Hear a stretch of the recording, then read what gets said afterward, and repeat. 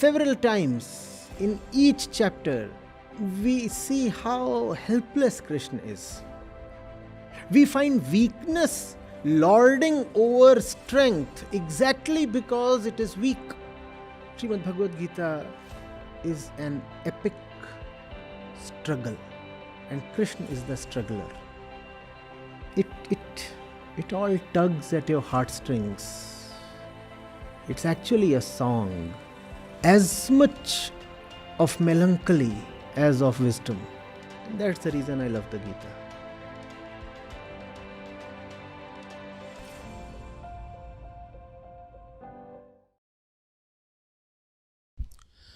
Acharya Pranam, I am Pranjul, student of IIT-Delhi.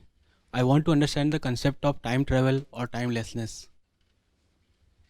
Is it any spiritual side to it, or it's just a product of human mind?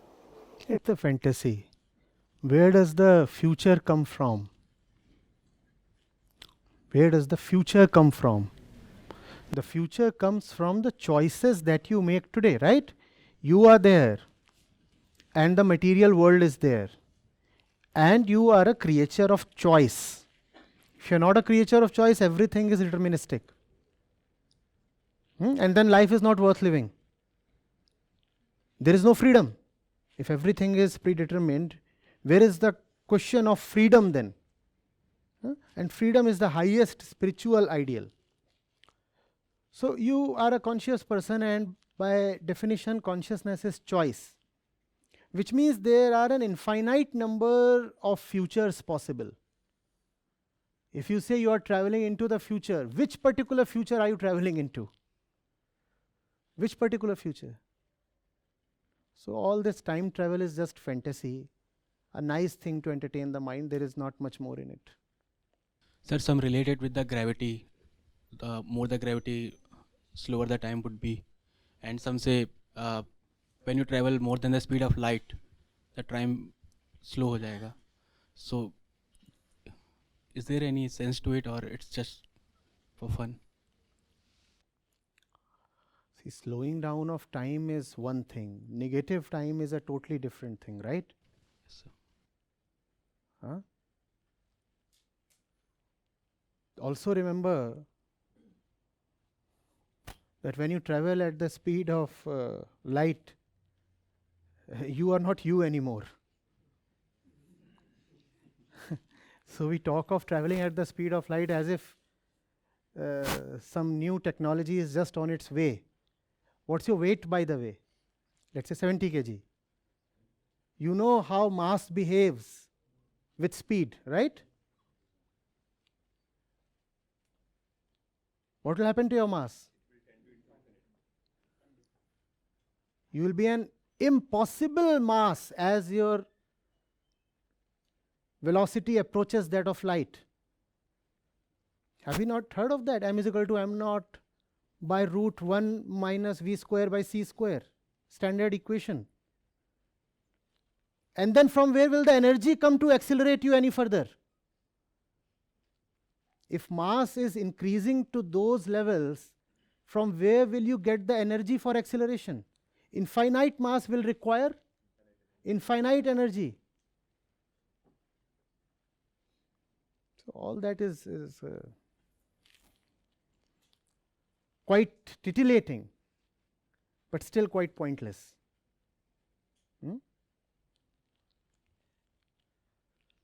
Yes. Sir, sixth sense के बारे में जानना चाहता हूँ. I have often heard mostly from women that they have sixth sense. Is it for real or just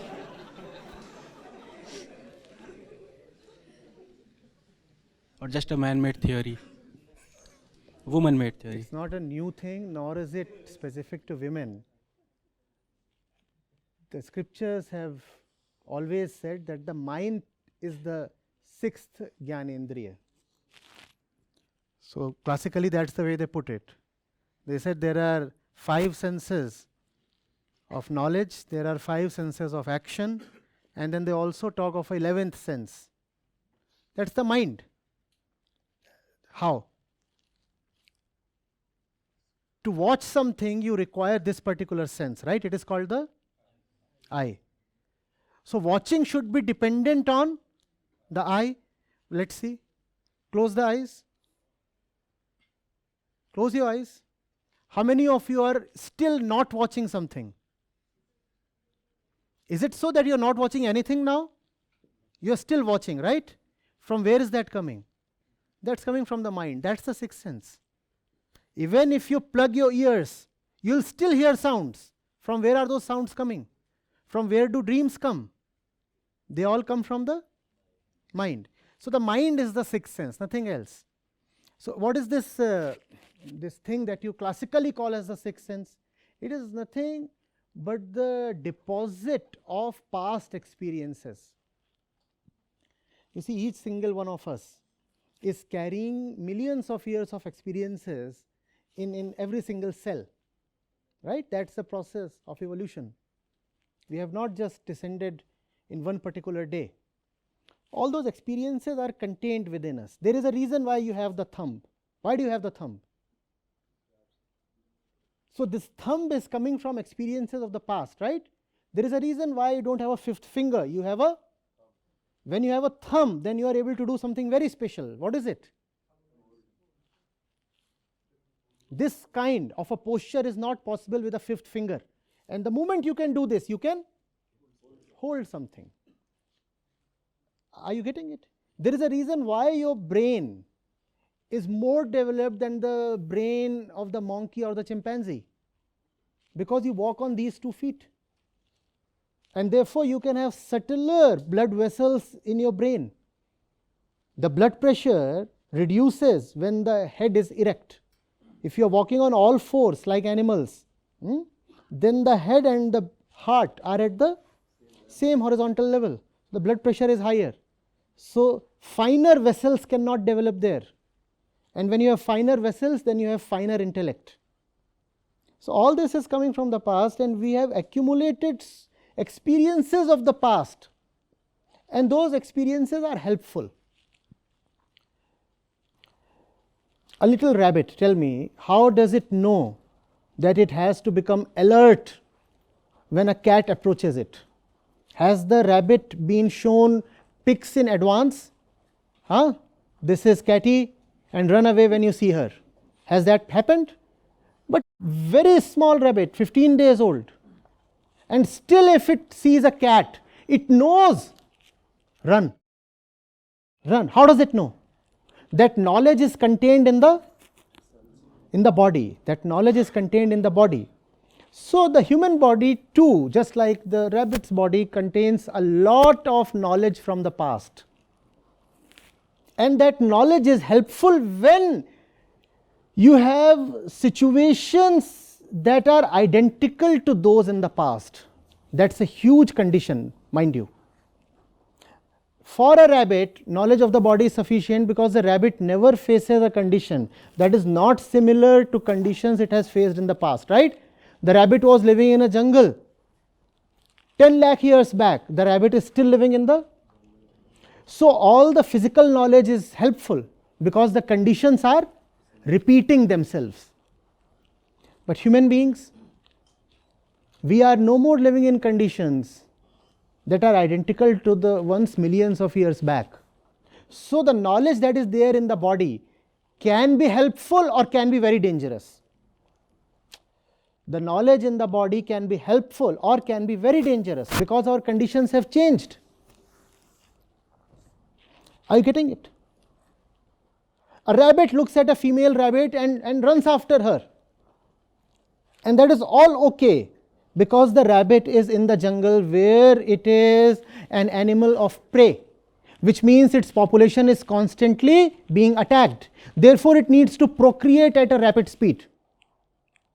Therefore, the rabbit's body says the moment you look at a female, pounce upon her. Otherwise, the entire species will go extinct, and that is all right. But the same knowledge is there in the man's body as well. It's just that you are no more threatened. In fact, today you are the species that is threatening all other species. But still the man's body, because of the past experience, feels like pouncing upon the woman's body. It's not that the man is to be condemned as over-sexual. It's just the evolutionary training of the past. To have a stable population, You needed to have the woman constantly pregnant. Otherwise, mankind would have gone extinct. But that kind of an obligation, does it exist even today? It does not exist today. So conditions have changed, but the body has not changed. Body is still behaving as if you are living in the... That's why the woman's sixth sense often betrays her. Because it is acting as if the conditions are primitive, but the conditions are no more primitive. Therefore, you have to be very careful when you have intuitions or instincts and advices from your sixth sense. You have to be very careful. It can be useful and it can be very dangerous. Are you getting it? Sometimes it can be useful. For example, you smell smoke. Immediately the adrenaline levels in your blood will spike. Why has adrenaline risen in your blood? So that you can have more glucose, which is more energy, so that you can, because you used to have forest fires in the past as well. So the body has learned that the moment you smell smoke, you get a rush of energy so that you can run fast. If you don't run fast, you'll be consumed by the fire. So all that is okay when it comes to those physical things. But that is not okay when it comes to all the matters that involve events, incidents of today. Are you getting it? So you should learn to be a witness of your sixth sense, which means you must learn to be a witness of your mind. The mind will tell you something. Does it happen or not? Someone comes to you, and even without knowing much about the person, you feel like saying, oh, this is a wicked fellow. Does it happen or not? Women claim to have a more active sixth sense, so it happens more with them, right? Now, why does it happen more with them? Because historically they have been physically the weaker sex. Therefore, they were more in need of protection. One, the body was weaker. Second, there were large periods of pregnancy, extended periods of helplessness. So she needed to rely on advanced instinct. Otherwise, she would have been killed. She can't run. She is pregnant. Even if she can run, how about the chotu? So she needed to be cautious in advance. Therefore, she developed the sixth sense more than the man. That was a historical imperative. Is that historical imperative needed even today, I am asking? No. So there is no need to talk so much about the sixth sense, etc. Rather, talk about wisdom. Your wisdom is far more important than any sense or something. Spirituality is about transcending all senses.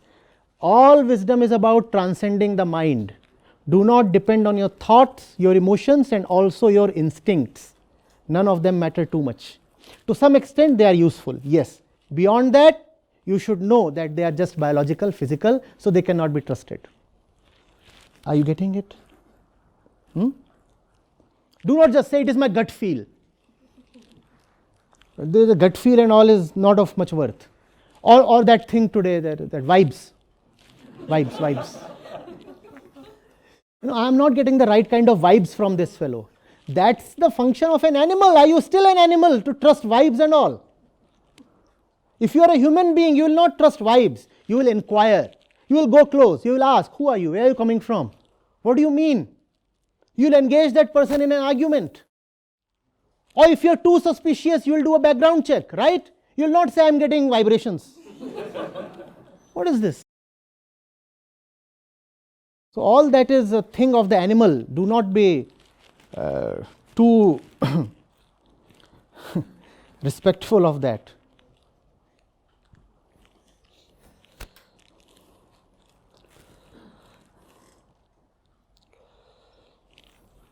Now you also know what this thing about falling in love is.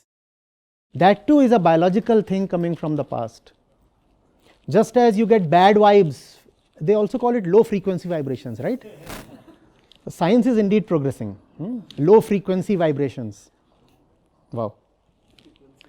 Huh? Frequency match nahi kar rahe. Nice. So not all that. The other side of the coin is you look at someone and say, oh, this is the one for me. I'm getting just the right kind of vibes. ऐसे नहीं पता लगना. The senses are not trustworthy. Thoughts deceive. Experiences are partial. Do you know the great thing about the Jain philosophy? From where has it brought non-violence to you? It's called Nayavad. It says, do not trust, do not trust. All experiences are to the ego, do not trust. No experience is trustworthy. All the knowledge that you have is partial because you are the partial entity. You are the ego and the ego is never complete. The ego is an apurna thing, partial. Therefore, never trust your senses, which means do not trust your eyes, do not trust your ears, and never trust your inquire. And that's what gives the Jain path and consequently the entire Indian thought a lot of tolerance. Because you say, whatever I am saying is partial. Whatsoever he is saying is partial. So how do I attack him? I cannot say what I am saying is the absolute thing. And even that which he is saying can never be the absolute thing. So how can I attack him? How can I attack him? Know that all this is just very partial because the recipient of all sensory input is the ego. It is the ego to which all the senses deliver their messages. And that's the ego by definition is partial, not absolute. So, inquire, know. Be a witness of the mind. In that, the knowers have said that there is completeness.